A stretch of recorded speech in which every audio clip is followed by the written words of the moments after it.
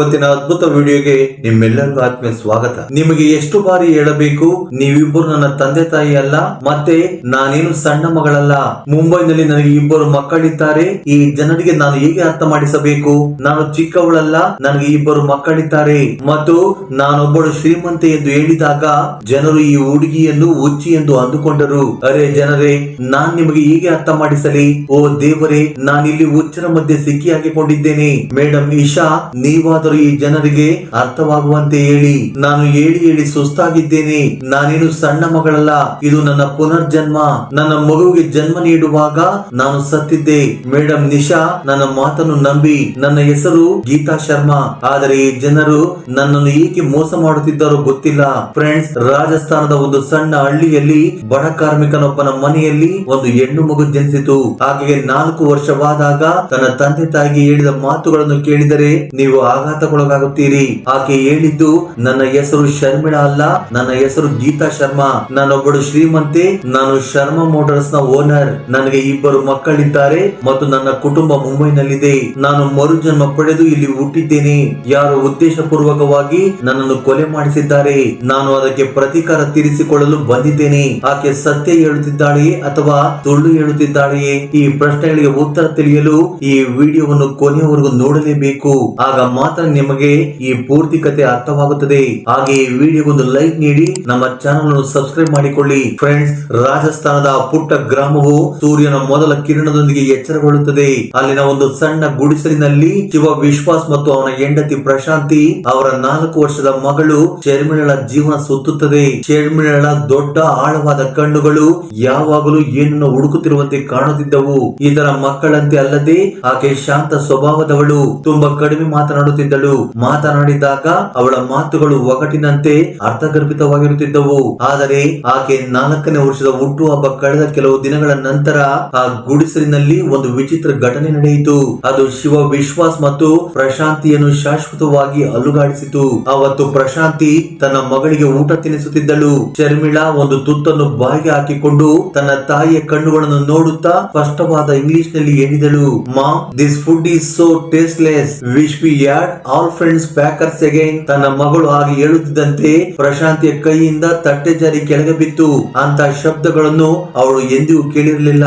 ಅವಳು ಭಯದಿಂದ, ಏನು ಹೇಳುತ್ತಿದ್ದೀಯಾ ತಾಯಿ ಎಂದು ಕೇಳಿದಳು. ಆಗ ಶರ್ಮಿಳಾ ಕೋಪದಿಂದ ತಟ್ಟೆಯನ್ನು ಪಕ್ಕಕ್ಕೆ ತಳ್ಳಿ, ನಾನಿಲ್ಲಿ ಏನು ಮಾಡುತ್ತಿದ್ದೇನೆ? ಇದು ನನ್ನ ಮನೆಯಲ್ಲ. ನಾನು ಮುಂಬೈನಲ್ಲಿರುತ್ತೇನೆ. ನನ್ನ ಹೆಸರು ಗೀತಾ ಶರ್ಮಾ, ಶರ್ಮಿಳಾ ಅಲ್ಲ ಎಂದಳು. ಆಕೆಯ ಧ್ವನಿ 4 ವರ್ಷದ ಮಗುವಿನದ್ದಾಗಿರಲಿಲ್ಲ, ಬದಲಿಗೆ ಒಬ್ಬ ಅಧಿಕಾರಯುತ ಮಹಿಳೆಯದ್ದಾಗಿತ್ತು. ನನ್ನ ಪತಿ ಕುನಾಲ್ ಶರ್ಮಾ, ಶರ್ಮಾ ಮೋಟಾರ್ಸ್ ನ ಮಾಲೀಕ. ಅವರಿಗೆ ದಟ್ಟವಾದ ಮೀಸೆ ಇದೆ ಮತ್ತು ಅವರ ಎಡಕೆನ್ನೆಯ ಮೇಲೆ ಒಂದು ಸಣ್ಣ ಮಚ್ಚೆ ಇದೆ. ನಾನೊಬ್ಬಳು ಶ್ರೀಮಂತೆ. ನನ್ನ ಮಗನಿಗೆ ಜನ್ಮ ನೀಡುವಾಗ ಆಸ್ಪತ್ರೆಯಲ್ಲಿ ನಾನು ಮರಣ ಹೊಂದಿದೆ. ನಾನು ನನ್ನ ಪತಿಯ ಬಳಿ ಹೋಗಬೇಕು. ಬಾಗಿಲು ಬಳಿ ನಿಂತಿದ್ದ ಶಿವ ವಿಶ್ವಾಸ್ ಇದೆಲ್ಲವನ್ನು ಕೇಳಿ ಕಲ್ಲಿನಂತೆ ನಿಂತು ಬಿಟ್ಟ. ಇದೆಲ್ಲ ಏನು? ಈ ಮಗುವಿನ ಮೇಲೆ ಯಾರಾದರೂ ಏನಾದರೂ ಮಾಡಿದ್ದಾರೆಯೇ? ಆಗ ಅವರು ಆಕೆಯನ್ನು ಊರಿನ ಬಾಬಾ ಬಳಿ ಕರೆದೊಯ್ದರು. ಆದರೆ ಶರ್ಮಿಳಳ ಮಾತುಗಳು ಬದಲಾಗಲಿಲ್ಲ. ದಿನದಿಂದ ದಿನಕ್ಕೆ ಅವಳ ವರ್ತನೆ ವಿಚಿತ್ರವಾಗುತ್ತಾ ಹೋಯಿತು. ಅವಳು ತನ್ನ ಹರಿದ ಫ್ರಾಕ್ ನೋಡಿ ಅಳುತ್ತಾ, ನನ್ನ ಬಳಿ ಗುಚ್ಚಿ ಮತ್ತು ಪ್ರಾಡ ಡಿಸೈನರ್ ಬಟ್ಟೆಗಳಿದ್ದವು ಎಂದು ಹೇಳುತ್ತಿದ್ದಳು. ಮಣ್ಣಿನ ಮನೆಯನ್ನು ನೋಡಿ, ನನ್ನ ಮನೆ ತುಂಬಾ ದೊಡ್ಡದಾಗಿತ್ತು, ಅದರಲ್ಲಿ ಬಹಳಷ್ಟು ಸೇವಕರು ಕೆಲಸ ಮಾಡುತ್ತಿದ್ದರು ಎನ್ನುತ್ತಿದ್ದಳು. ಅವಳು ಯಾರಿಂದಲೂ ಕಲಿಯದೆ ನಿರಾರ್ಗಳವಾಗಿ ಇಂಗ್ಲಿಷ್ ಮಾತನಾಡುತ್ತಿದ್ದಳು. ಆಗಾಗ ಗಾಳಿಯಲ್ಲಿ ಕೈ ಆಡಿಸುತ್ತಾ ತನ್ನ ಕಾಲ್ಪನಿಕ ಕಾರ್ಯದರ್ಶಿಗೆ ಆದೇಶ ನೀಡುತ್ತಿದ್ದಳು. Miss D'Souza, schedule my meeting with the Japanese delegates ಎಂದು ಮಾತನಾಡುತ್ತಿದ್ದಳು. ಗ್ರಾಮಸ್ಥರು ಅವಳನ್ನು ಹುಚ್ಚಿ ಎಂದು ಕರೆಯಲು ಪ್ರಾರಂಭಿಸಿದರು. ಆದರೆ ಶಿವ ವಿಶ್ವಾಸ್ ಮತ್ತು ಪ್ರಶಾಂತಿಗೆ ಇದು ಎಂದಿಗೂ ಮುಗಿಯದ ದುಸ್ವಪ್ನವಾಗಿತ್ತು. ಸಮಯ ಕಳೆಯಿತು.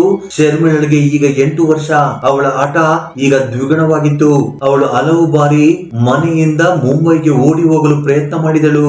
ಆದರೆ ಗ್ರಾಮಸ್ಥರು ಹಿಡಿದು ಆಕೆಯನ್ನು ತಡೆಯುತ್ತಿದ್ದರು. ಶರ್ಮಾ ಮೋಟಾರ್ಸ್ ತಾನು ಮತ್ತು ಕುನಾಲ್ ರಕ್ತ ಬೆವರು ಸುರಿಸಿ ಕಟ್ಟಿದ ಸಾಮ್ರಾಜ್ಯವೆಂದು ಅವಳನ್ನು ಗ್ರಾಮದ ಶಾಲೆಗೆ ಸೇರಿಸಿದಾಗ ಮೊದಲ ದಿನವೇ ಆ ಸ್ಕೂಲ್ ಹೆಡ್ ಮಾಸ್ಟರ್ ಗೆ ಬುದ್ಧಿ ಭ್ರಮಣೆಯಾಗುವಂತೆ ಮಾಡಿದಳು. ಆ ಹೆಡ್ ಮಾಸ್ಟರ್ ಆಕೆ ಹೆಸರನ್ನು ಕೇಳಿದಾಗ ಅವಳು ಎದ್ದು ನಿಂತು ಆತ್ಮವಿಶ್ವಾಸದಿಂದ, my name is Geeta Sharma, co founder of Sharma Motors, but for now you can call me Sharmila. ಅವಳ ಇಂಗ್ಲಿಷ್ ಮತ್ತು ಜ್ಞಾನವನ್ನು ಕಂಡು ಆ ಹೆಡ್ ಮಾಸ್ಟರ್ ದಂಗಾದರು. ಅವಳು 8ನೇ ತರಗತಿಯ ಮ್ಯಾಥ್ಸ್ ಪ್ರಶ್ನೆಗಳನ್ನು ಸುಲಭವಾಗಿ ಬಿಡಿಸುತ್ತಿದ್ದಳು. ದೇಶದ ಆರ್ಥಿಕತೆಯ ಬಗ್ಗೆ ಒಬ್ಬ ತಜ್ಞೆಯಂತೆ ಮಾತನಾಡುತ್ತಿದ್ದಳು. ಒಂದು ದಿನ ದಿನ ಶರ್ಮಿಳಾ ಆ ಹೆಡ್ ಮಾಸ್ಟರ್ ಬಳಿಗೆ ಹೋಗಿ, ನೀವು ನನಗೆ ಸಹಾಯ ಮಾಡಬೇಕು, ನೀವು ನನ್ನ ಮಾತುಗಳನ್ನು ನಂಬುವುದಿಲ್ಲ ಎಂದು ನನಗೆ ಗೊತ್ತು, ಆದರೆ ನೀವು ಒಂದು ಪ್ರಯತ್ನ ಮಾಡದಿದ್ದರೆ ನನ್ನ ಇಡೀ ಜೀವನ ನಾಶವಾಗುತ್ತದೆ ಎಂದಳು. ಅವಳು ತನ್ನ ಪೂರ್ತಿ ಕಥೆಯನ್ನು ತನ್ನ ಪತಿ ಕುನಾಲ್, ಮಗ ವೀರ್, ಕಂಪನಿ ಆರಂಭದ ಕತೆ ಮತ್ತು ತನ್ನ ಸಾವಿನ ರಾತ್ರಿಯ ಪ್ರತಿಯೊಂದು ವಿವರವನ್ನು ಅವರಿಗೆ ಹೇಳಿದಳು. ಆ ಹೆಡ್ ಮಾಸ್ಟರ್ ವಿದ್ಯಾವಂತ ಮತ್ತು ಸರಳ ವ್ಯಕ್ತಿಯಾಗಿದ್ದರು. ಅವರು ಆ ಮಗುವಿನ ಕಣ್ಣುಗಳಲ್ಲಿ ಒಂದು ವಿಚಿತ್ರ ಸತ್ಯವನ್ನು ಕಂಡರು. ಆಗ ಅವರು ಒಂದು ನಿರ್ಧಾರ ತೆಗೆದುಕೊಂಡರು. ಶರ್ಮಾ ಮೋಟಾರ್ಸ್ ನ ಮುಂಬೈ ವಿಳಾಸಕ್ಕೆ ಒಂದು ಪತ್ರ ಬರೆದರು. ಅದರಲ್ಲಿ ಶರ್ಮಿಳಾ ಹೇಳಿದ ಪ್ರತಿಯೊಂದು ಮಾತನ್ನು ಉಲ್ಲೇಖಿಸಿದ್ದರು. ಪತ್ರ ಕಳಿಸುವಾಗ ಶರ್ಮಾ ಮೋಟಾರ್ಸ್ ಕಚೇರಿಯಿಂದ ಈ ಅನಾಮಧೇಯ ಪತ್ರಕ್ಕೆ ಯಾವುದೇ ಉತ್ತರ ಬರುತ್ತದೆ ಎಂಬ ನಂಬಿಕೆ ಅವರಿಗೂ ಇರಲಿಲ್ಲ. ಆದರೆ ಕಥೆಯಲ್ಲಿ ಮೊದಲ ತಿರುವು ಆಗ ಬಂದಿತು. 3 ವಾರಗಳ ನಂತರ ಶರ್ಮಾ ಮೋಟಾರ್ಸ್ ನಿಂದ ಒಂದು ಪತ್ರ ಬಂದಿತು. ಅದರಲ್ಲಿ ಶರ್ಮಾ ಮೋಟಾರ್ಸ್ ಇವರ ಪತ್ರವನ್ನು ಗಂಭೀರವಾಗಿ ತೆಗೆದುಕೊಂಡಿದೆ ಮತ್ತು ಈ ಪ್ರಕರಣದ ಸೂಕ್ಷ್ಮತೆಯನ್ನು ಪರಿಗಣಿಸಿ ಸರ್ಕಾರವು ತನಿಖೆಗೆ ತನ್ನ ಅತ್ಯಂತ ವೇಗದ ಮತ್ತು ಸಮರ್ಥ ಅಧಿಕಾರಿಯಾದ ಜಿಲ್ಲಾ ಮ್ಯಾಜಿಸ್ಟ್ರೇಟ್ ನಿಶಾ ಸಿಂಗ್ ಅವರನ್ನು ನೇಮಿಸಿದೆ ಎಂದು ಪತ್ರ ಬರೆಯಲಾಗಿತ್ತು. ಡಿಎಂ ಮೇಡಂ ನಿಶಾ ಮುಂದಿನ ವಾರ ಸ್ವಂತ ಗ್ರಾಮಕ್ಕೆ ಬಂದು ಆ ಹುಡುಗಿಯನ್ನು ಭೇಟಿಯಾಗಲಿದ್ದಾರೆ ಎಂದು ಬರೆದಿತ್ತು. ಇದನ್ನು ಕೇಳಿದ ಆ ಸ್ಕೂಲ್ ಹೆಡ್ ಮಾಸ್ಟರ್ ನ ಹಣೆ ಬೆವರಿತು. ಅವರು ಒತ್ತಿಸಿದ ಕಿಡಿ ಈಗ ಬೆಂಕಿ ರೂಪ ಪಡೆದಿತ್ತು. ಈ ಪ್ರಕರಣ ಈಗ ಕೇವಲ ಹಳ್ಳಿಯ ಹುಡುಗಿಯ ಭ್ರಮೆಯಾಗಿರಲಿಲ್ಲ, ಬದಲಿಗೆ ರಾಷ್ಟ್ರೀಯ ಮಟ್ಟದ ತನಿಖಾ ಪ್ರಕರಣವಾಗಿತ್ತು. ಮತ್ತು ಈ ತನಿಖೆಯ ಹೊಣೆ ಹೊತ್ತಿದ್ದ ಅಧಿಕಾರಿಯು ರಹಸ್ಯಗಳ ಪದರಗಳನ್ನು ಬಿಡಿಸುವುದರಲ್ಲಿ ನಿಪುಣಿ ಎಂದು ಪ್ರಸಿದ್ಧರಾಗಿದ್ದರು. ಗ್ರಾಮದಲ್ಲಿ ಸುದ್ದಿ ಹರಡುತ್ತಿದ್ದಂತೆ ನಿಶಬ್ದ ಆವರಿಸಿತು. ಈಗ ಸತ್ಯ ಹೊರಬರಲಿತ್ತು ಮತ್ತು ಅದರ ಪರಿಣಾಮ ಏನೇ ಆಗಿರಬಹುದು. ಡಿಎಂ ನಿಶಾ ಸಿಂಗ್ ಅವರ ಹೆಸರು ಮಾತ್ರ ಅಪರಾಧಿಗಳ ಹೃದಯದಲ್ಲಿ ಭಯ ಹುಟ್ಟಿಸಲು ಸಾಕಾಗಿತ್ತು. ತನ್ನ ಚುರುಕಾದ ಕಣ್ಣುಗಳು, ತೀಕ್ಷ್ಣ ಮನಸ್ಸು ಮತ್ತು ಯಾವುದೇ ಸುಳ್ಳನ್ನು ಪತ್ತೆ ಹಚ್ಚುವ ಅದ್ಭುತ ಸಾಮರ್ಥ್ಯಕ್ಕಾಗಿ ಅವರು ಇಡೀ ಇಲಾಖೆಯಲ್ಲಿ ಪ್ರಸಿದ್ಧರಾಗಿದ್ದರು. ಅವರಿಗೆ ಈ ಪ್ರಕರಣವನ್ನು ವಹಿಸಿದಾಗ ಮೊದಲ ನೋಟಕ್ಕೆ ಇದು ಯಾರು ಮಾಡಿದ ತಮಾಷೆ ಅಥವಾ ಮಾನಸಿಕ ಅಸ್ವಸ್ಥತೆಯ ಪ್ರಕರಣವೆಂದು ಅವರಿಗೆ ಅನಿಸಿತು. ಆದರೆ ಶರ್ಮಾ ಮೋಟಾರ್ಸ್ ಸಿಇಒ ಕುನಾಲ್ ಶರ್ಮಾ ಅವರ ಕಚೇರಿಯಿಂದ ಬಂದ ಗೌಪ್ಯ ಟಿಪ್ಪಣಿಯನ್ನು ಓದಿದಾಗ ಅವರ ಉಬ್ಬು ಗಂಟಿಕ್ಕಿತು. ಟಿಪ್ಪಣಿಯಲ್ಲಿ ಹುಡುಗಿ ಹೇಳುತ್ತಿರುವ ಕೆಲವು ವಿಷಯಗಳು ಎಷ್ಟು ನಿಜವಾಗಿವೆ ಎಂದರೆ ಅವು ನನಗೆ ಮತ್ತು ನನ್ನ ದಿವಂಗತ ಪತ್ನಿ ಗೀತಾ ಶರ್ಮಾಗೆ ಮಾತ್ರ ತಿಳಿದಿತ್ತು ಎಂದು ಆ ಪತ್ರದಲ್ಲಿ ಬರೆಯಲಾಗಿತ್ತು. ನಿಶಾ ಸಿಂಗ್ ತನ್ನ ತಂಡದೊಂದಿಗೆ ಗ್ರಾಮವನ್ನು ಪ್ರವೇಶ ಮಾಡಿದರು. 3 ಜೀಪುಗಳ ಬೆಂಗಾವಲು ಪಡೆ ಶಿವ ವಿಶ್ವಾಸ್ ನ ಗುಡಿಸಲಿನ ಮುಂದೆ ನಿಂತಾಗ ಇಡೀ ಗ್ರಾಮವೇ ನೋಡಲು ಜಮಾಯಿಸಿತು. ನಿಶಾ ಜೀಪಿನಿಂದ ಇಳಿದರು. ಬಿಳಿ ಸೀರೆ, ಕಣ್ಣಿಗೆ ಕಪ್ಪು ಕನ್ನಡಕ ಮತ್ತು ಮುಖದಲ್ಲಿ ಯಾರನ್ನಾದರೂ ಭಯಪಡಿಸುವಂತ ಆತ್ಮವಿಶ್ವಾಸ. ಗುಡಿಸಲಿನೊಳಗೆ ಪ್ರಶಾಂತಿ ಮತ್ತು ಶಿವ ವಿಶ್ವಾಸ್ ಭಯದಿಂದ ನಡುಗುತ್ತಿದ್ದರು. ಶರ್ಮಿಳಾ ಶಾಂತವಾಗಿ ಕುಳಿತಿದ್ದಳು. ಅವಳ ಕಣ್ಣುಗಳಲ್ಲಿ ಭಯವಾಗಲಿ ಆತಂಕವಾಗಲಿ ಇರಲಿಲ್ಲ. ಆಕೆ ಈ ದಿನಕ್ಕಾಗಿ ಕಾಯುತ್ತಿದ್ದಳು ಎಂಬಂತಿತ್ತು. ನಿಶಾ ಒಳಗೆ ಬಂದು 4 ಕಡೆ ಕಣ್ಣಾಡಿಸಿ ನಂತರ ಶರ್ಮಿಳಾ ಮುಂದೆ ಒಂದು ಸ್ಟೂಲ್ ಮೇಲೆ ಕುಳಿತುಕೊಂಡಳು. ಅವರು ಕನ್ನಡಕ ತೆಗೆದು ಮೃದುವಾದ ಆದರೆ ಸ್ಪಷ್ಟವಾದ ಧ್ವನಿಯಲ್ಲಿ, ನಿನ್ನ ಹೆಸರು ಶರ್ಮಿಳಾನಾ ಎಂದು ಕೇಳಿದರು. ಆಗ ಹುಡುಗಿ ತಡವರಿಸದೆ ಸ್ಪಷ್ಟ ಇಂಗ್ಲಿಷ್ ನಲ್ಲಿ, my name is Geeta Sharma. DM madam, you are and I am assuming you are here to help me DM madam. Nisha ಸ್ವಲ್ಪ ಮುಗುಳ್ನಕ್ಕರು. ಹುಡುಗಿಯ ಜ್ಞಾನ ಮತ್ತು ಆತ್ಮವಿಶ್ವಾಸ ನೋಡುವಂತಿತ್ತು. ಸರಿ ಗೀತಾ ಶರ್ಮಾ, ನೀನು ಗೀತಾ ಶರ್ಮಾ ಆಗಿದ್ದರೆ ನನಗೆ ಕೆಲವು ಪ್ರಶ್ನೆಗಳಿಗೆ ಉತ್ತರಿಸು. ನೀನು ಮತ್ತು ಕುನಾಲ್ ಮೊದಲ ಬಾರಿಗೆ ಎಲ್ಲಿ ಭೇಟಿಯಾದಿರಿ? ಇದು ನಿಶಾ ಅನಿರೀಕ್ಷಿತವಾಗಿ ಕೇಳಿದ ಪ್ರಶ್ನೆ. ಹುಡುಗಿ ಕಟ್ಟುಕತೆ ಹೇಳುತ್ತಿದ್ದಾಳು ಅಥವಾ ಸತ್ಯವೋ ಎಂದು ನೋಡಲು ಶರ್ಮಿಳಾ ಕಣ್ಣು ಮುಚ್ಚಿದಳು, ಏನನ್ನು ನೆನಪಿಸಿಕೊಳ್ಳುತ್ತಿರುವಂತೆ. ನಂತರ ಅವಳು ಹೇಳಿದಳು, ನಾವು ಮುಂಬೈನ ಅನಾಥಾಶ್ರಮವೊಂದರಲ್ಲಿ ಭೇಟಿಯಾದೆವು. ನಾವಿಬ್ಬರು ಅಲ್ಲೇ ಬೆಳೆದವರು. ಕುನಾಲ್ ನನಗಿಂತ 2 ವರ್ಷ ದೊಡ್ಡವ. ನಾವಿಬ್ಬರು ಸೇರಿ ಒಂದು ಕನಸು ಕಂಡಿದ್ದೆವು, ಜಗತ್ತನ್ನು ಆಳುವಂತ ಒಂದು ಕಾರ್ ಕಂಪನಿಯನ್ನು ಸ್ಥಾಪಿಸುವುದು. ನಮ್ಮ ಬಳಿ ಒಂದೇ ಒಂದು ರೂಪಾಯಿ ಇರಲಿಲ್ಲ. ನಿಶಾ ತನ್ನ ನೋಟ್ ಪ್ಯಾಡ್ ನಲ್ಲಿ ಏನೋ ಬರೆದುಕೊಂಡರು. ಈ ಮಾಹಿತಿ ಸಾರ್ವಜನಿಕವಾಗಿ ಲಭ್ಯವಿರಲಿಲ್ಲ. ಶರ್ಮರ ಅಧಿಕೃತ ಜೀವನ ಚರಿತ್ರೆಯಲ್ಲಿ ಅವರು ಲಂಡನ್ ನಲ್ಲಿ ಓದಿದ್ದಾರೆಂದು ಬರೆಯಲಾಗಿತ್ತು. ಇದು ಮೊದಲ ಆಶ್ಚರ್ಯಕರ ಅಂಶವಾಗಿತ್ತು. ಕಂಪನಿ ಹೆಸರನ್ನು ಶರ್ಮಾ ಮೋಟಾರ್ಸ್ ಎಂದೇಕೆ ಇಟ್ಟಿರಿ? ಶರ್ಮಗಿಂತ ಮೋಟಾರ್ಸ್ ಎಂದೇಕೆ? ನಿಶಾಳ ಮುಂದಿನ ಪ್ರಶ್ನೆ ಒಂದು ಮನೋವೈಜ್ಞಾನಿಕ ಬಲೆಯಾಗಿತ್ತು. ಆಗ ಶರ್ಮಿಳಾ ತಕ್ಷಣ ಉತ್ತರಿಸಿದಳು, ಏಕೆಂದರೆ ಕುನಾಲ್ ಯಾವಾಗಲೂ ಹೇಳುತ್ತಿದ್ದರು, ನಾನು ಈ ಕಂಪನಿಯ ಅಡಿಪಾಯ ಮತ್ತು ಅಡಿಪಾಯ ಎಂದಿಗೂ ಕಾಣಿಸುವುದಿಲ್ಲ ಎಂದು. ಅದು ಕೇವಲ ಶಕ್ತಿಯನ್ನು ನೀಡುತ್ತದೆ. ಶರ್ಮಾ ಹೆಸರು ಅವರದ್ದು, ಆದರೆ ಮೋಟಾರ್ಸ್ ಕನಸು ನನ್ನದು. ನಮ್ಮ ನಡುವೆ ಒಂದು ರಹಸ್ಯ ಒಪ್ಪಂದವಿತ್ತು. ಏನದು ಒಪ್ಪಂದ? ಕಂಪನಿಯ 50% ಷೇರುಗಳು ನನ್ನ ಹೆಸರಿನಲ್ಲಿವೆ. ಒಂದು ಟ್ರಸ್ಟ್ ಮೂಲಕ. ಈ ವಿಷಯ ಕುನಾಲ್, ನಾನು ಮತ್ತು ನಮ್ಮ ವಕೀಲರಾದ ಮಿಸ್ಟರ್ ಅಡ್ವಾಣಿ ಹೊರತುಪಡಿಸಿ ಯಾರಿಗೂ ತಿಳಿದಿಲ್ಲ. ನನ್ನ ಮರಣದ ನಂತರ ಅವು ನನ್ನ ಮಗ ವೀರ್ ಹೆಸರಿಗೆ ವರ್ಗಾವಣೆಯಾಗುತ್ತವೆ. ನಿಶಾ ಅವರ ಕೈ ಒಂದು ಕ್ಷಣ ನಿಂತಿತು. ಅದು ಕೂಡ ಅವನಿಗೆ 21 ವರ್ಷವಾದಾಗ. ಈ ಮಾತನ್ನು ಕೇಳಿದ ನಿಶಾ ಒಂದು ಕ್ಷಣ ತಬ್ಬಿಬ್ಬಾದಳು. ಇದು $500 ದಾವೆಯಾಗಿತ್ತು.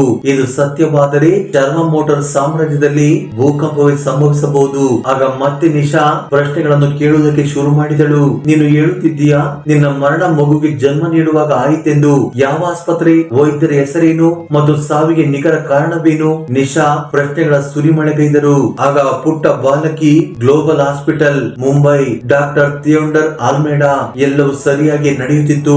ಆದರೆ ಡೆಲಿವರಿ ನಂತರ ನರ್ಸ್ ನನಗೆ ಒಂದು ಇಂಜೆಕ್ಷನ್ ನೀಡಿದಾಗ ನನಗೆ ಉಸಿರಾಟದ ತೊಂದರೆ ಶುರುವಾಯಿತು. ನನ್ನ ಇಡೀ ದೇಹ ಬಿಗಡಾಯಿಸಿತು. ನನ್ನ ಕಿವಿಯಲ್ಲಿ ಕೋಡ್ ಬ್ಲೂ ಎಂಬ ಶಬ್ದ ಮಾತ್ರ ಕೇಳಿಸುತ್ತಿತ್ತು. ನನಗೆ ಅನಾಫಿಲಾಕ್ಟಿಕ್ ಶಾಕ್ ಆಗಿತ್ತು. ನನಗೆ ಪೆನ್ಸಿಲಿನ್ ಅಲರ್ಜಿ ಇತ್ತು ಮತ್ತು ಈ ವಿಷಯ ನನ್ನ ಫೈಲ್ ನಲ್ಲಿ ಕೆಂಪು ಅಕ್ಷರಗಳಲ್ಲಿ ಬರೆಯಲಾಗಿತ್ತು.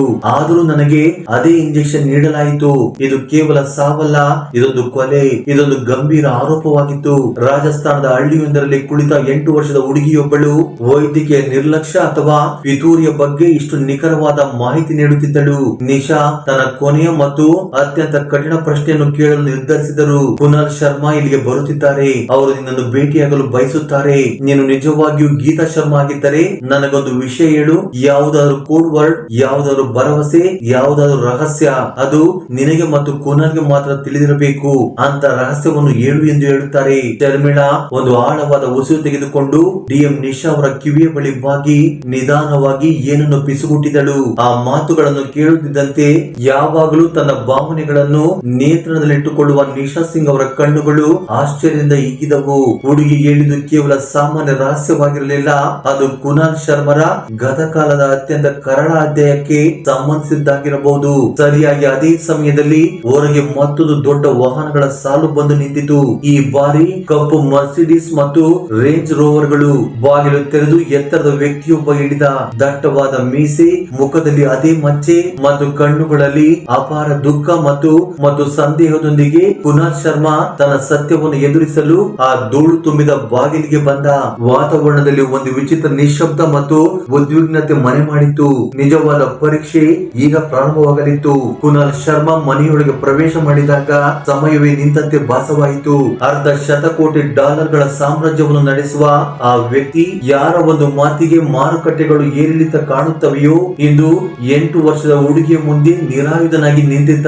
ಶರ್ಮಿಳಾ ಕುನಾಲ್ ನೋಡಿದ ಕೂಡಲೇ ತನ್ನ ಸ್ಥಾನದಿಂದ ಎದ್ದಳು. ಅವಳ ಕಣ್ಣುಗಳು ತುಂಬಿ ಬಂದವು. ಆದರೆ ಅವಳು ಅಳಲಿಲ್ಲ. ಆಕೆ ಮುಂದೆ ಬಂದು ಕುನಾಲ್ ನ ಪಾದಗಳನ್ನು ಮುಟ್ಟಿದಳು. ಒಂದು ಸಾಂಪ್ರದಾಯಿಕ ಭಾರತೀಯ ಪತ್ನಿ ತನ್ನ ಪತಿಯನ್ನು ಸ್ವಾಗತಿಸುವಂತೆ. ನೀವು ತಡವಾಗಿ ಬಂದಿರಿ ಎಂದು ಅವಳು ಬಿಕ್ಕಳಿಸುತ್ತಾ ಕೇಳಿದಳು. ನಾವು ನಿಮಗಾಗಿ ಬಹಳ ಸಮಯದಿಂದ ಕಾಯುತ್ತಿದ್ದೆ. ಕುನಾಲ್ ಕಲ್ಲಿನ ಮೂರ್ತಿಯಂತೆ ನಿಂತಿದ್ದ. ಅವನೊಂದಿಗೆ ಬಂದಿದ್ದ ಭದ್ರತಾ ಸಿಬ್ಬಂದಿ, ವಕೀಲರು ಮತ್ತು ಅವನ 2ನೇ ಪತ್ನಿ ಪ್ರಸಿದ್ಧ ಮಾಡೆಲ್ ಸೋನಿಯಾ ಈ ದೃಶ್ಯವನ್ನು ನಂಬಲಾಗದಂತೆ ನೋಡುತ್ತಿದ್ದರು. ಸೋನಿಯಾಳ ಮುಖದಲ್ಲಿ ದ್ವೇಷ ಮತ್ತು ವ್ಯಂಗ್ಯ ಸ್ಪಷ್ಟವಾಗಿ ಕಾಣುತ್ತಿತ್ತು. ಡಿಎಂ ನಿಶಾ ಸಿಂಗ್ ಪರಿಸ್ಥಿತಿಯನ್ನು ನಿಯಂತ್ರಿಸಿದರು. ಮಿಸ್ಟರ್ ಶರ್ಮಾ, ಇವಳು ಶರ್ಮಿಳಾ, ನಿಮ್ಮ ದಿವಂಗತ ಪತ್ನಿ ಗೀತಾ ಶರ್ಮಾ ಎಂದು ಹೇಳಿಕೊಳ್ಳುತ್ತಿದ್ದಾಳೆ. ಇದನ್ನು ಕೇಳಿದ ಕುನಾಲ್ ವಕ್ರದೃಷ್ಟಿಯಿಂದ ಹುಡುಗಿಯನ್ನು ನೋಡಿದ. ಇದು ಅಸಾಧ್ಯ. ಗೀತಾ ತೀರಿಕೊಂಡು 9 ವರ್ಷಗಳಾದವು. ಅವನ ಧ್ವನಿಯಲ್ಲಿ ದುಃಖವಿತ್ತು, ಆದರೆ ವಿಶ್ವಾಸವಿರಲಿಲ್ಲ. ಆಗ ನಿಶಾ ಹೇಳಿದಳು, ಈ ಹುಡುಗಿಗೆ ನಿಮ್ಮ ಮತ್ತು ಗೀತಾ ಶರ್ಮರ ನಡುವಿನ ಕೆಲವು ಅತ್ಯಂತ ಗೌಪ್ಯ ವಿಷಯಗಳು ತಿಳಿದಿವೆ. ಮಿಸ್ಟರ್ ಶರ್ಮಾ ಅನಾಥಾಶ್ರಮದಲ್ಲಿ ಭೇಟಿಯಾದಾಗಿನಿಂದ ಹಿಡಿದು ಕಂಪನಿಯ ರಹಸ್ಯ ಷೇರು ಮಾದರಿಯವರೆಗೆ ಎಲ್ಲವನ್ನು ಹೇಳಿದ್ದಾಳೆ. ಆಗ ಸೋನಿಯಾ ಮಧ್ಯ ಪ್ರವೇಶ ಮಾಡಿ, ಇದೆಲ್ಲ ಅಸಂಬದ್ಧ. ಖಂಡಿತ ಯಾರೋ ಈ ಹುಡುಗಿಗೆ ತರಬೇತಿ ನೀಡಿ ಶರ್ಮಾ ಕುಟುಂಬದ ಸಂಪತ್ತನ್ನು ಕಬಳಿಸಲು ಕಳಿಸಿದ್ದಾರೆ ಎಂದಳು. ಶರ್ಮಿಳಾ ಸೋನಿಯಾಳನ್ನು ತೀಕ್ಷ್ಣ ದೃಷ್ಟಿಯಿಂದ ನೋಡಿ, ನಿಮಗೆಷ್ಟು ಧೈರ್ಯ? ನಾನು ಮತ್ತು ಕುನಾಲ್ ಬೀದಿಗಳಲ್ಲಿ ಮಲಗಿ ನಮ್ಮ ಕಂಪನಿಯ ಕನಸು ಕಾಣುತ್ತಿದ್ದಾಗ ನೀನೆಲ್ಲಿದ್ದೆ? ನೀನು ಈ ಸಾಮ್ರಾಜ್ಯದ ಉತ್ತರಾಧಿಕಾರಿ ಮಾತ್ರ, ಆದರೆ ಸೃಷ್ಟಿಕರ್ತೆಯಲ್ಲ ಎಂದಳು. ಅವಳ ಧ್ವನಿಯಲ್ಲಿ ಎಂತ ಅಧಿಕಾರವಿತ್ತೆಂದರೆ ಸೋನಿಯಾ ಒಂದು ಕ್ಷಣ ಬೆಚ್ಚಿ ಬಿದ್ದಳು. ಕುನಾಲ್ ಕೈ ಎತ್ತಿ ಸೋನಿಯಾಳನ್ನು ಸುಮ್ಮನಿರಿಸಿದ. ಆಗ ಅವನು ಶರ್ಮಿಳಾಗೆ ಹೇಳಿದ, ನೀನು ಗೀತಾ ಆಗಿದ್ದರೆ ನನಗೆ ಅಕ್ಕಿ ಕೊಡು ಎಂದನು. ಅದೊಂದು ಅನಿರೀಕ್ಷಿತ ಪ್ರಶ್ನೆಯಾಗಿತ್ತು. ನಿಶಾ ಸಿಂಗ್ ಕೂಡ ಆಶ್ಚರ್ಯಚಕಿತರಾದರು. ಏನ್ ದುಃಖಿ ಮಿಸ್ಟರ್ ಶರ್ಮಾ? ಕುನಾಲ್ ಶರ್ಮಿಳಳ ಕಣ್ಣುಗಳನ್ನು ನೇರವಾಗಿ ನೋಡುತ್ತಾ, ನಮ್ಮ ಕನಸುಗಳ ಕೀಲಿ, ನಮ್ಮ ಮೊದಲ ವರ್ಕ್ಶಾಪ್ ನ ಬಾಗಿಲಿನ ಮೇಲೆ ನಾವು ಕೆತ್ತಿದ್ದ ಕೋಡ್, ಅದು ನಮ್ಮ ಪ್ರತಿ ಯಶಸ್ಸಿನ ಪಾಸ್ವರ್ಡ್ ಆಗಿತ್ತು. ಅದು ನನಗೆ ಮತ್ತು ಗೀತಳಿಗೆ ಮಾತ್ರ ತಿಳಿದಿತ್ತು. ಇದನ್ನು ಕೇಳಿ ಇಡೀ ಮನೆಯಲ್ಲಿ ಸ್ಮಶಾನ ಮೌನ ಆವರಿಸಿತ್ತು. ಇದು ಅಂತಿಮ ಪರೀಕ್ಷೆಯಾಗಿತ್ತು ಕೂಡ. ಹುಡುಗಿ ಹುಡುಗಿ ಇದನ್ನು ಹೇಳಲಾಗದಿದ್ದರೆ ಈ ಆಟ ಇಲ್ಲೇ ಮುಗಿಯುತ್ತಿತ್ತು. ಶರ್ಮಿಳಾ ಮುಗುಳ್ನಕ್ಕಳು, ದುಃಖ ಮತ್ತು ನೆನಪುಗಳನ್ನು ಬಚ್ಚಿಟ್ಟ ನಗು. ಆಕೆ ತನ್ನ ಸಣ್ಣ ಬೆರಳಿನಿಂದ ಗಾಳಿಯಲ್ಲಿ ಕೆಲವು ಅಕ್ಷರಗಳನ್ನು ಬರೆದಳು. K2Z1 together 17. ಕುನಾಲ್ ಶರ್ಮನ ಪಾದದ ಕೆಳಗಿನ ನೆಲವೇ ಜಾರಿದಂತಾಯಿತು. ಅವನ ಕಣ್ಣುಗಳಿಂದ ಕಣ್ಣೀರು ಧಾರಾಕಾರವಾಗಿ ಸೀತು. Kunal and Geeta one soul together 17 ಅವರ ಫಸ್ಟ್ ಮೀಟಿಂಗ್ ಡೇಟ್. ಇದು ಕೇವಲ ಒಂದು ಕೋಡ್ ಆಗಿರಲಿಲ್ಲ, ಅದು ಅವರ ಇಡೀ ಜೀವನದ ಸಾರಾಂಶವಾಗಿತ್ತು. ಅವನು ಅಲ್ಲಿ ನೆಲದ ಮೇಲೆ ಕುಳಿತು ಮಗುವಿನಂತೆ ಅಳಲು ಪ್ರಾರಂಭ ಮಾಡಿದ. ಆದರೆ ಕಥೆಯ ನಿಜವಾದ ತಿರುವು ಈಗ ಬರಲಿತ್ತು. DM ನಿಶಾ ಸಿಂಗ್ ವಾತಾವರಣವನ್ನು ಸ್ವಲ್ಪ ಶಾಂತಗೊಳಿಸಿ ತನ್ನ ಟ್ರಂಪ್ ಕಾರ್ಡ್ ಆಡಿದರು. ಅವರು ಕುನಾಲ್ ಕಡೆಗೆ ತಿರುಗಿ, ಮಿಸ್ಟರ್ ಶರ್ಮಾ, ಈ ಹುಡುಗಿ ಆಪರೇಷನ್ ಫಿನಿಕ್ಸ್ ಬಗ್ಗೆ ಹೇಳಿದ್ದಾಳೆ. ಆಪರೇಷನ್ ಫಿನಿಕ್ಸ್ ಎಂಬ ಹೆಸರು ಕೇಳುತ್ತಿದ್ದಂತೆ ಕುನಾಲ್ ಶರ್ಮನ ಅಳು ನಿಂತು ಹೋಯಿತು. ಅವನ ಮುಖದ ಬಣ್ಣ ಆರಿ ಹೋಯಿತು. ಅವನ ವಕೀಲ ತಕ್ಷಣವೇ ಆಕ್ಷೇಪ ವ್ಯಕ್ತಪಡಿಸಿದ. ಮೇಡಮ್, ನೀವು ಹೀಗೆ ನನ್ನ ಕಕ್ಷಿದಾರನೊಂದಿಗೆ ಎಂದು ಮಾತು ಎತ್ತಿದ. ಆಗ ನಿಶಾ ಅವನನ್ನು ಕೈಯಿಂದಲೇ ತಡೆದರು. ಈ ಹುಡುಗಿ ಹೇಳುವ ಪ್ರಕಾರ ಶರ್ಮಾ ಮೋಟಾರ್ಸ್ ಗೆ ಮೊದಲ ಬಂಡವಾಳ ಬಂದಿದ್ದು ಆಪರೇಷನ್ ಫಿನಿಕ್ಸ್ ನಿಂದ. ಇದು ದುಬೈನ ಡಾನ್ ಅಲ್ ಜಬ್ಬರ್ ಜೊತೆಗಿನ ಅಕ್ರಮ ಹವಾಲ ವ್ಯವಹಾರವಾಗಿತ್ತು. ಮತ್ತು ಅತಿ ದೊಡ್ಡ ವಿಷಯವೆಂದರೆ ಈ ಡೀಲ್ ನ ಏಕೈಕ ಸಾಕ್ಷಿ ಒಂದು ಕೆಂಪು ಡೈರಿಯನ್ನು ಗೀತಾ ಶರ್ಮಾ ಎಲ್ಲೋ ಬಚ್ಚಿಟ್ಟಿದ್ದಳು. ಈಗ ಮನೆಯಲ್ಲಿದ್ದ ಪ್ರತಿಯೊಬ್ಬರು ಕೂಡ ದಿಗ್ಭ್ರಾಂತರಾದರು. ಇದು ಪುನರ್ಜನ್ಮದ ಕಥೆಯಿಂದಾಚೆ ಸಾಗಿ ದೊಡ್ಡ ಕಾರ್ಪೊರೇಟ್ ಮತ್ತು ಭೂಗತ ಅಪರಾಧದ ಪ್ರಕರಣವಾಗಿ ಮಾರ್ಪಟ್ಟಿತ್ತು. ಇಷ್ಟು ಹೊತ್ತು ಸಂತ್ರಸ್ತ ಪತಿಯಂತೆ ಕಾಣುತ್ತಿದ್ದ ಕುನಾಲ್ ಶರ್ಮಾ ಈಗ ಶಂಕಿತನಾಗಿ ನಿಂತಿದ್ದ. ಆಗ ಶರ್ಮಿಳಾ ಮುಂದೆ ಬಂದು, ಆ ಡೈರಿಯನ್ನು ನಾನು ನಮ್ಮ ಮದುವೆಯ ಫೋಟೋದ ಹಿಂದಿರುವ ಸೇಫ್ ನಲ್ಲಿ ಇಟ್ಟಿದ್ದೇನೆ. ಆ ಸೇಫ್ ನ ಪಾಸ್ವರ್ಡ್ ವೀರ್, ಅದು ನಮ್ಮ ಮಗನ ಹೆಸರು. ಆಗ ಸೋನಿಯಾ ಕಿರುಚಿದಳು, ಇದು ಸುಳ್ಳು. ಆ ಕೋಣೆಯಲ್ಲಿ ಯಾವುದೇ ಸೇಫ್ ಇಲ್ಲ. ನಾನು ಕಳೆದ 7 ವರ್ಷಗಳಿಂದ ಆ ಕೋಣೆಯಲ್ಲಿ ವಾಸ ಮಾಡುತ್ತಿದ್ದೇನೆ. ನಿಶಾ ಸಿಂಗ್ ಕುನಾಲ್ ನ ಕಣ್ಣುಗಳನ್ನು ನೋಡಿದರು. ಮಿಸ್ಟರ್ ಶರ್ಮಾ, ನಿಮ್ಮ ಬೆಡ್ರೂಮ್ ನಲ್ಲಿ ಫೋಟೋದ ಹಿಂದೆ ಯಾವುದಾದರೂ ಸೇಫ್ ಇದೆ? ಇದನ್ನು ಕೇಳಿದ ಕುನಾಲ್ ನ ಮುಖ ಬೆವರಿನಿಂದ ತೊಯ್ದಿತ್ತು. ಅವನು ಇಲ್ಲವೆಂದು ತಲೆ ಆಡಿಸಿದ. ಆದರೆ ಅವನ ಕಣ್ಣುಗಳು ಅವನನ್ನು ಸಮರ್ಥಿಸುತ್ತಿರಲಿಲ್ಲ. ಆಗ ನಿಶಾ ಸಿಂಗ್ ಎದ್ದು ನಿಂತು, ಸರಿ, ಹಾಗಾದರೆ ಈ ತನಿಖೆ ರಾಜಸ್ಥಾನದ ಆ ಸಣ್ಣ ಹಳ್ಳಿಯಿಂದ ಮುಂಬೈನಲ್ಲಿರುವ ನಿಮ್ಮ ಅರಮನೆಗೆ ಹೋಗುತ್ತದೆ. ನನ್ನ ತಂಡ ನಾಳೆ ಮುಂಬೈಗೆ ತಲುಪುತ್ತದೆ. ಅವಶ್ಯಕತೆ ಬಿದ್ದರೆ ನಾವು ಆ ಗೋಡೆಯನ್ನು ಒಡೆದು ನೋಡುತ್ತೇವೆ ಎಂದರು. ಇದು ನೇರ ಸವಾಲಾಗಿತ್ತು. ನಿಶಾ ಸಿಂಗ್ ಕುನಾಲ್ಗೆ ಯಾವುದೇ ಅವಕಾಶವನ್ನು ನೀಡಿರಲಿಲ್ಲ. ಈಗ ಪ್ರಕರಣ ಕೇವಲ ಮಗುವಿನ ನೆನಪುಗಳದ್ದಾಗಿರಲಿಲ್ಲ, ಬದಲಿಗೆ ಶತಕೋಟ್ಯಾಧಿಪತಿ ಸಾಮ್ರಾಜ್ಯದ ಕರಾಳ ಸತ್ಯದ್ದಾಗಿತ್ತು. ಆ ಸತ್ಯವನ್ನು ತೆರೆಯುವ ಕೀಲಿ ಆ ಕೆಂಪು ಡೈರಿ ಮುಂಬೈನ ಶರ್ಮಾ ಮ್ಯಾನ್ಸನ್ ನಲ್ಲಿ ಎಲ್ಲೋ ಮುಚ್ಚಿ ಹೋಗಿತ್ತು. ಅಥವಾ ಇದು ಕೂಡ ಮಗುವಿನ ಕಲ್ಪನೆಯ ಮತ್ತೊಂದು ಭಾಗವಾಗಿತ್ತೆ. ಆದರೆ ಈ ವಿಷಯ ನಿಶ್ಚಿತವಾಗಿತ್ತು. ಈ ಆಟದಲ್ಲಿ ಈಗ ಬಹಳ ದೊಡ್ಡ ಆಟಗಾರರು ಸೇರಿದ್ದರು ಮತ್ತು ಯಾರಿಗೂ ತಿಳಿದಿರಲಿಲ್ಲ ಮುಂಬೈ ತಲುಪಿದಾಗ ಅವರಿಗೆ ಬಚ್ಚಿಟ್ಟ ಸೇಫ್ ಸಿಗುವುದೇ ಅಥವಾ ಒಂದು ದೊಡ್ಡ ಮೋಸವೋ ಎಂದು. ಮರುದಿನ ಮುಂಬೈನ ಆಕಾಶವು ಯಾವುದೋ ಒಂದು ದೊಡ್ಡ ಬಿರುಗಾಳಿಯ ಭಯದಿಂದ ಮೋಡ ಕವಿದಿತು. DM ನಿಶಾ ಸಿಂಗ್ ತನ್ನ ತಂಡದೊಂದಿಗೆ ಶರ್ಮಾ ಮ್ಯಾನ್ಷನ್ ಹೊರಗೆ ನಿಂತಿದ್ದರು. ಅದು ಯಾವುದೇ ಅರಮನೆಗಿಂತ ಕಡಿಮೆ ಇರಲಿಲ್ಲ. ಒಳಗೆ ಕುನಾಲ್ ಶರ್ಮಾ, ಅವನ ಪತ್ನಿ ಸೋನಿಯಾ ಮತ್ತು ವಕೀಲರ ಸಂಪೂರ್ಣ ಸೈನ್ಯವೇ ಇತ್ತು. ವಾತಾವರಣದಲ್ಲಿ ಎಂತ ಉದ್ವಿಗ್ನತೆ ಇತ್ತೆಂದರೆ ಅದನ್ನು ಚಾಕುನಿಂದ ಕತ್ತರಿಸಬಹುದಿತ್ತು. ಶರ್ಮಿಳಾ ತನ್ನ ತಂದೆ ತಾಯಿಯೊಂದಿಗೆ ಪ್ರತ್ಯೇಕ ವಾಹನದಲ್ಲಿ ಬಂದಳು. ಆ ಭವ್ಯ ಮನೆಯೊಳಗೆ ಕಾಲಿಟ್ಟಾಗ ಅವಳು ಒಂದು ಕ್ಷಣ ನಿಂತಳು. ಅವಳ ಕಣ್ಣ ಮುಂದೆ 9 ವರ್ಷಗಳ ಹಳೆಯ ಚಿತ್ರಗಳು ಹಾದು ಹೋದವು. ಎಲ್ಲವನ್ನು ಬದಲಾಯಿಸಿ ಬಿಟ್ಟಿದ್ದಾರೆ ಎಂದು ಅವಳು ಮೆಲ್ಲಗೆ ಪಿಸುಗುಟ್ಟಿದಳು. ನಾನು ನೆಟ್ಟಿದ್ದ ಆರ್ಕಿಡ್ ಗಾರ್ಡನ್ ಎಲ್ಲಿದೆ ಎಂದು ಪ್ರಶ್ನೆ ಮಾಡಿದಳು. ಆಗ ಸೋನಿಯಾ ವ್ಯಂಗ್ಯವಾಗಿ, ಅದನ್ನು ತೆಗೆದುಹಾಕಿ ನಾನು ಅಲ್ಲಿ ಈಜುಕೊಳ ಕಟ್ಟಿಸಿದ್ದೇನೆ. ಹಳೆಯ ಮತ್ತು ಅನುಪಯುಕ್ತ ವಸ್ತುಗಳನ್ನು ಮನೆಯಲ್ಲಿಡುವುದು ನನಗಿಷ್ಟವಿಲ್ಲ ಎಂದಳು. ಆಗ ಶರ್ಮಿಳಾ ಅವಳನ್ನು ಕಡೆಗಣಿಸಿ ತಾನು ತನ್ನ ಬೆಡ್ರೂಮ್ ಎಂದು ಹೇಳುತ್ತಿದ್ದ ಕೋಣೆಯತ್ತ ನೇರವಾಗಿ ನಡೆದಳು. ಮನೆಯ ಮೂಲೆ ಮೂಲೆಗಳು ಅವಳಿಗೆ ಎಷ್ಟು ಪರಿಚಿತವಾಗಿದ್ದವೆಂದರೆ ಅವಳು ನಿನ್ನೆಯಷ್ಟೇ ಇಲ್ಲಿಂದ ಹೋದಂತೆ ಇತ್ತು. ಅವಳು ಯಾರನ್ನು ಕೇಳದೆ ನೇರವಾಗಿ ಆ ಕೋಣೆಗೆ ತಲುಪಿದಳು. ಕೋಣೆ ಅತ್ಯಂತ ಐಷಾರಾಮಿಯಾಗಿತ್ತು, ಆದರೆ ಅದರ ಅಲಂಕಾರ ಆಧುನಿಕ ಮತ್ತು ನಿರ್ಜೀವವಾಗಿ ಕಾಣುತ್ತಿತ್ತು. ಗೋಡೆಯ ಮೇಲೆ ಕುನಾಲ್ ಮತ್ತು ಸೋನಿಯಾಳ ದೊಡ್ಡ ಫೋಟೋ ಇತ್ತು. ಆಗ ಶರ್ಮಿಳಾ, ಇದಲ್ಲ, ಇಲ್ಲಿ ನನ್ನ ಮತ್ತು ಕುನಾಲ್ ಮದುವೆಯ ಫೋಟೋ ಇತ್ತು. ನಿಶಾ ಕುನಾಲ್ ಕಡೆ ನೋಡಿದರು. ಕುನಾಲ್ ಒಪ್ಪಿಗೆ ಸೂಚಿಸುವಂತೆ ತಲೆ ತಗ್ಗಿಸಿದ. ಅದೇ ಫೋಟೋದ ಹಿಂದೆ ಶರ್ಮಿಳಾ ಗೋಡೆಯ ಮೇಲೆ ಒಂದು ನಿರ್ದಿಷ್ಟ ಜಾಗದಲ್ಲಿ ಕೈ ಇಟ್ಟು ಹೇಳಿದಳು. ಪೊಲೀಸ್ ತಂಡವು ಆಧುನಿಕ ಉಪಕರಣಗಳೊಂದಿಗೆ ಗೋಡೆಯನ್ನು ಪರಿಶೀಲನೆ ಮಾಡಿತು. ಕೆಲವೇ ನಿಮಿಷಗಳಲ್ಲಿ ಅವರ ಸ್ಕ್ಯಾನರ್ ಬೀವ್ ಶಬ್ದ ಮಾಡಿತು. ಗೋಡೆಯ ಫಾಸ್ಟರ್ ಕೆಳಗೆ ಸರಿಯಾಗಿ ಅದೇ ಸ್ಥಳದಲ್ಲಿ ಲೋಹದ ಚೌಕಟ್ಟೊಂದು ಇತ್ತು. ಸೋನಿಯಾಳ ಮುಖ ಬಿಳಿಸಿಕೊಂಡಿತು. ಕುನಾಲ್ನ ಉಸಿರು ವೇಗವಾಯಿತು. ಕುಶಲ ಕರ್ಮಿಗಳನ್ನು ಕರೆಸಿ ಎಚ್ಚರಿಕೆಯಿಂದ ಪ್ಲಾಸ್ಟರ್ ತೆಗೆಯಲಾಯಿತು. ಸ್ವಲ್ಪ ಸಮಯದಲ್ಲೇ ಅತ್ಯಾಧುನಿಕ ಡಿಜಿಟಲ್ ಸೇಫ್ ಕಾಣಿಸಿಕೊಂಡಿತು. ಇಡೀ ಕೋಣೆಯೇ ಆಶ್ಚರ್ಯಚಕಿತವಾಯಿತು. ಪ್ರಸ್ತುತ ಮಾಲೀಕರಿಗೆ ತಿಳಿಯದ ಸೇಫ್. ನಿಶಾ ಶರ್ಮಳ ಕಡೆ ನೋಡುತ್ತಾ ಪಾಸ್ವರ್ಡ್ ಎಂದರು. ಶರ್ಮಳ ಮುಂದೆ ಬಂದು ನಡುಗುವ ಕೈಗಳಿಂದ ಕೀಪ್ಯಾಡ್ ಮೇಲೆ ಟೈಪ್ ಮಾಡಿದಳು. ವೀರ್ ಎಂದು ಕ್ಲಿಕ್ ಶಬ್ದದೊಂದಿಗೆ ಸೇಫ್ ನ ಬಾಗಿಲು ತೆರೆಯಿತು. ಒಳಗೆ ವೆಲ್ವೆಟ್ ಮೇಲೆ ಇರಿಸಲಾಗಿದ್ದ ಒಂದೇ ಒಂದು ವಸ್ತು ಕೆಂಪು ಬಣ್ಣದ ಹಳೆಯ ಡೈರಿ. ನಿಶಾ ಸಿಂಗ್ ಆ ಡೈರಿಯನ್ನು ತೆಗೆದುಕೊಳ್ಳಲು ಕೈ ಚಾಚುತ್ತಿದ್ದಂತೆಯೇ ಕಥೆಯಲ್ಲಿ ಮತ್ತೊಂದು ಭಯಾನಕ ತಿರುವು ಬಂದಿತು. ಕುನಾಲ್ ಶರ್ಮಾ ಇದ್ದಕ್ಕಿದ್ದಂತೆ ತನ್ನ ಜೇಬಿನಿಂದ ಒಂದು ಸಣ್ಣ ಪಿಸ್ತೂಲ್ ತೆಗೆದು ನಿಶಾಳ ಕುತ್ತಿಗೆಗೆ ಇಟ್ಟ. ಯಾರು ಕೂಡ ತಮ್ಮ ಜಾಗದಿಂದ ಕದಲಬೇಡಿ ಎಂದು ಅವನು ಕಿರುಚಿದ. ಆ ಡೈರಿ ಎಲ್ಲಿಗೂ ಹೋಗುವುದಿಲ್ಲ, ಆ ಡೈರಿಯನ್ನು ಯಾರು ಮುಟ್ಟುವ ಹಾಗಿಲ್ಲ ಎಂದು ಜೋರಾಗಿ ಕಿರುಚಿದ. ಭದ್ರತಾ ಸಿಬ್ಬಂದಿ ಚಲಿಸುವ ಮುನ್ನವೇ ಕುನಾಲ್ ನಿಶಾಳನ್ನು ಎಳೆದುಕೊಂಡು ಹಿಂದಕ್ಕೆ ಸರಿಯತೊಡಗಿದ. ನಾನು ಇದನ್ನೆಲ್ಲ ಮುಗಿಸಿದ್ದೆ. ನೀವೆಲ್ಲರೂ ಸೇರಿ ಊತಿಟ್ಟ ಗತಕಾಲವನ್ನು ಮತ್ತೆ ಏಕೆ ಕೆದಕಿದ್ದೀರಿ ಎಂದು ಅವನ ಮುಖದಲ್ಲಿ ಹುಚ್ಚು ಮತ್ತು ಭಯ ತುಂಬಿತ್ತು. ಕುನಾಲ್, ನೀವೇನು ಮಾಡುತ್ತಿದ್ದೀರಿ ಎಂದು ಶರ್ಮಿಳಾ ಕಿರುಚಿದಳು. ನೀವೊಬ್ಬ ಪೊಲೀಸ್ ಅಧಿಕಾರಿಯನ್ನು ಒತ್ತೆಯಾಳುವಾಗಿ ಇಟ್ಟುಕೊಳ್ಳಲು ಸಾಧ್ಯವಿಲ್ಲ ಎಂದು ಆ ಪುಟ್ಟ ಬಾಲಕಿ ಹೇಳಿದಳು. ಆಗ ಕುನಾಲ್, ಸುಮ್ಮನಿರು, ನೀನು ಗೀತಾ ಅಲ್ಲ, ನೀನು ನನ್ನ ಶತ್ರುಗಳನ್ನು ಕಳುಹಿಸಿದ ಯಾವುದೋ ಒಂದು ಮಾಯಾವಿ. ಗೀತಾ ಸತ್ತಿದ್ದಾಳೆ ಮತ್ತು ಅವಳ ರಹಸ್ಯವು ಅವಳೊಂದಿಗೆ ಸಮಾಧಿಯಾಗಿದೆ. ನಿಶಾ ಸಿಂಗ್ ಸಾವಿನ ಮುಖದಲ್ಲೂ ಶಾಂತವಾಗಿದ್ದರು. ಆಗ ಅವರು ಮಾತನಾಡುತ್ತಾ, ರಹಸ್ಯಗಳು ಎಂದಿಗೂ ಸಮಾಧಿಯಾಗುವುದಿಲ್ಲ ಶರ್ಮಾ, ನಿಮ್ಮ ಈ ಕೃತ್ಯವು ಸಾಬೀತುಪಡಿಸುತ್ತಿದೆ ಈ ಡೈರಿಯಲ್ಲಿ ಏನೋ ಇದೆ. ಅದಕ್ಕಾಗಿ ನೀವು ಯಾರ ಜೀವವನ್ನಾದರೂ ತೆಗೆಯಬಲ್ಲಿರಿ. ಇದೇ ಕಾರಣಕ್ಕಾಗಿಯೇ ಗೀತಾ ಕೂಡ ಸಾಯಬೇಕಾಯಿತೆ. ಈ ಮಾತು ಬಾಣದಂತೆ ಕುನಾಲ್ಗೆ ತಾಗಿತು. ನಾನು ಗೀತಳನ್ನು ಕೊಂದಿಲ್ಲ, ಅದೊಂದು ಅಪಘಾತ. ಹಾಗಾದರೆ ನೀವು ಏಕೆ ಭಯ ಪಡುತ್ತಿದ್ದೀರಿ ಎಂದು ನಿಶಾ ಕೇಳಿದಳು. ಸರಿಯಾಗಿ ಅದೇ ಸಮಯದಲ್ಲಿ ಇಷ್ಟು ಹೊತ್ತು ಮೂಲೆಯಲ್ಲಿ ಭಯದಿಂದ ನಿಂತಿದ್ದ ಸೋನಿಯಾ ಇದ್ದಕ್ಕಿದ್ದಂತೆ ನಗಲಾರಂಭಿಸಿದಳು. ಒಂದು ವಿಚಿತ್ರ ಭಯಾನಕ ನಗು. ಎಲ್ಲರೂ ಅವಳತ್ತ ನೋಡಿದರು. ಅಪಘಾತ? ಅವಳು ಹೇಳಿದಳು.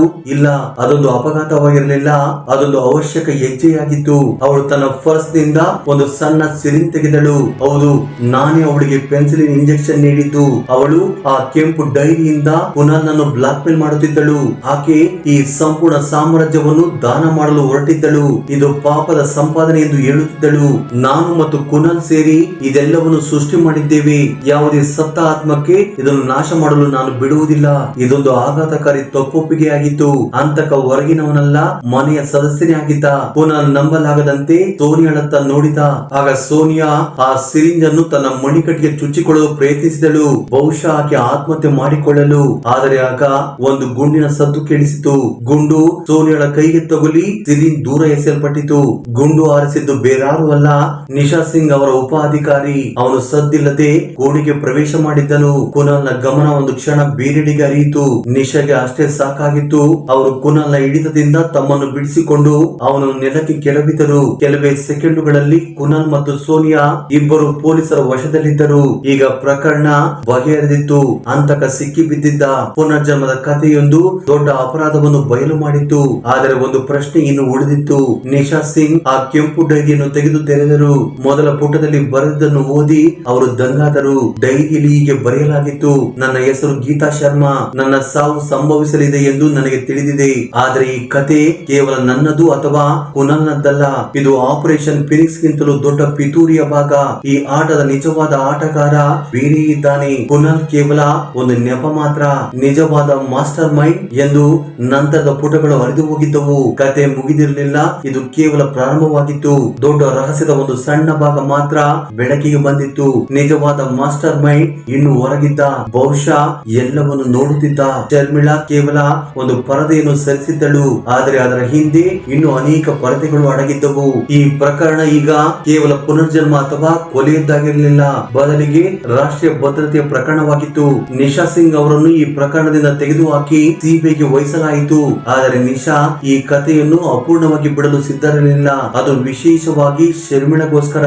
ಈ ಎಲ್ಲ ಘಟನೆಗಳು ಶರ್ಮಿಳನ ಮೇಲೆ ಆಳವಾದ ಪರಿಣಾಮ ಬೀರಿದ್ದವು. ಆಕೆ ಈಗ ಶಾಂತ ಮತ್ತು ಮೌನಿಯಾಗಿದ್ದಳು. ಒಂದೆಡೆ ಗೀತಾ ಶರ್ಮಳ ನೆನಪುಗಳು, ಮೋಸ, ಕೊಲೆ ಮತ್ತು ಅಪೂರ್ಣ ಮಿಷನ್. ಮತ್ತೊಂದೆಡೆ ಶರ್ಮಿಳನ ಜೀವನ, ಬಡ ತಂದೆ ತಾಯಿಯ ಪ್ರೀತಿ ಮತ್ತು ಎಲ್ಲೋ ಕಳೆದು ಹೋದ ಮುಕ್ತ ಬಾಲ್ಯ. ಆಕೆ ಎರಡು ಲೋಕಗಳ ಎರಡು ಗುರುತುಗಳ ನಡುವೆ ಸಿಲುಕಿಕೊಂಡಿದ್ದಳು. ನಂತರ ಸಿಬಿಐ ಕಾರ್ಯಾಚರಣೆಯನ್ನು ಮುಂದುವರೆಸಿ ಇದರ ನಿಜವಾದ ಸೂತ್ರಧಾರಿ ಕುನಾಲ್ನ ತಂದೆ ಕುರ್ನಲ್ ಪಾಂಡೆರನ್ನು ತಪ್ಪಿತಸ್ಥನೆಂದು ಗುರುತಿಸಲಾಯಿತು. ನಂತರ ಈ ಸುದ್ದಿಯನ್ನು ಕೇಳಿದ ಎಲ್ಲರೂ ಕೂಡ ಒಂದು ರೀತಿ ಆಶ್ಚರ್ಯಚಕಿತರಾದರು. ಆದರೆ ಕುರ್ನಲ್ ಪಾಂಡೆಗೆ ಎಂದಿಗೂ ಅಧಿಕೃತವಾಗಿ ಶಿಕ್ಷೆಯಾಗಲಿಲ್ಲ. ಆದರೆ ಕೆಲವು ತಿಂಗಳ ನಂತರ ನಂತರ ಒಂದು ನಿಗೂಢ ವಿಮಾನ ಅಪಘಾತದಲ್ಲಿ ಅವರ ಮರಣದ ಸುದ್ದಿ ಬಂದಿತು. ನಿಶಾ ಸಿಂಗ್ ದೆಹಲಿಯಲ್ಲಿ ಒಂದು ಪ್ರಮುಖ ಹುದ್ದೆಗೆ ವರ್ಗಾವಣೆಗೊಂಡರು. ಶರ್ಮಿಳಾ ಬೆಳೆದು ದೊಡ್ಡವಳಾದಳು. ಅವಳು ತನ್ನ ಶಿಕ್ಷಣವನ್ನು ಪೂರ್ಣಗೊಳಿಸಿದಳು. 21ನೇ ವಯಸ್ಸಿನಲ್ಲಿ ಅವರಿಗೆ ಟ್ರಿಲಿಯನ್ ಗಟ್ಟಲೆ ಸಂಪತ್ತು ಸಿಕ್ಕಾಗ ಅವಳು ಎಲ್ಲರನ್ನು ಆಶ್ಚರ್ಯಗೊಳಿಸಿ ಆ ಸಂಪೂರ್ಣ ಸಂಪತ್ತಿನಿಂದ ಗೀತಾ ಶರ್ಮಾ ಫೌಂಡೇಶನ್ ಸ್ಥಾಪನೆ ಮಾಡಿದಳು. ಅದು ದೇಶಾದ್ಯಂತ ಅನಾಥ ಮಕ್ಕಳ ಶಿಕ್ಷಣ ಮತ್ತು ಭವಿಷ್ಯಕ್ಕಾಗಿ ಕೆಲಸ ಮಾಡುತ್ತದೆ ಎಂದು ಆಕೆ ತನಗಾಗಿ ಏನನ್ನು ಇಟ್ಟುಕೊಳ್ಳಲಿಲ್ಲ. ಅವಳು ಎಂದಿಗೂ ಮುಂಬೈಗೆ ಹಿಂತಿರುಗಲಿಲ್ಲ. ಅವಳ ನಿಜವಾದ ತಂದೆ ತಾಯಿ ಶಿವ ವಿಶ್ವಾಸ್ ಮತ್ತು ಪ್ರಶಾಂತಿಯೊಂದಿಗೆ ಗ್ರಾಮದಲ್ಲಿ ಒಂದು ಸಾಮಾನ್ಯ ಸಂತೋಷದ ಜೀವನವನ್ನು ನಡೆಸಲು ನಿರ್ಧಾರ ಮಾಡಿದಳು. ಅವಳು ಶಿಕ್ಷಕಿಯಾಗಿ ಗ್ರಾಮದ ಮಕ್ಕಳಿಗೆ ಪಾಠ ಹೇಳಿಕೊಡಲು ಪ್ರಾರಂಭ ಮಾಡಿದಳು. ಕೆಲವೊಮ್ಮೆ ರಾತ್ರಿಯಲ್ಲಿ ಆಕಾಶದ ನಕ್ಷತ್ರಗಳನ್ನು ನೋಡುವಾಗ ಅವಳಿಗೆ ಅನಿಸುತ್ತಿತ್ತು ಎಲ್ಲೋ ದೂರದಿಂದ ಗೀತಾ ಶರ್ಮಾ ಅವಳನ್ನು ನೋಡಿ ನಗುತ್ತಿದ್ದಾಳೆಂದು. ಅವಳು ಇಬ್ಬರು ಆಗಿದ್ದಳು ಮತ್ತು ಇಬ್ಬರಲ್ಲಿ ಯಾರು ಆಗಿರಲಿಲ್ಲ. ಅವಳು ಶರ್ಮಿಳಾ 2 ಜೀವನಗಳನ್ನು ಗತಕಾಲದ ಹೊರೆಯನ್ನು ಇಳಿಸಿ ಒಂದು ಉತ್ತಮ ಭವಿಷ್ಯಕ್ಕೆ ಅಡಿಪಾಯ ಹಾಕಿದ ಹುಡುಗಿ. ಅವಳ ಪುನರ್ಜನ್ಮದ ಕತೆ ಸಾರ್ಥಕವಾಯಿತು. ಫ್ರೆಂಡ್ಸ್, ಈ ಸ್ಟೋರಿಯ ಬಗ್ಗೆ ನಿಮ್ಮ ಅನಿಸಿಕೆ ಅಭಿಪ್ರಾಯಗಳನ್ನು ಕಮೆಂಟ್ ಬಾಕ್ಸ್ ಅಲ್ಲಿ ಕಮೆಂಟ್ ಮಾಡಿ. ಹಾಗೆ ಈ ವಿಡಿಯೋ ಇಷ್ಟವಾಗಿದ್ದರೆ ದಯವಿಟ್ಟು ಲೈಕ್ ನೀಡುವುದನ್ನು ಮರೆಯಬೇಡಿ. ಧನ್ಯವಾದಗಳು.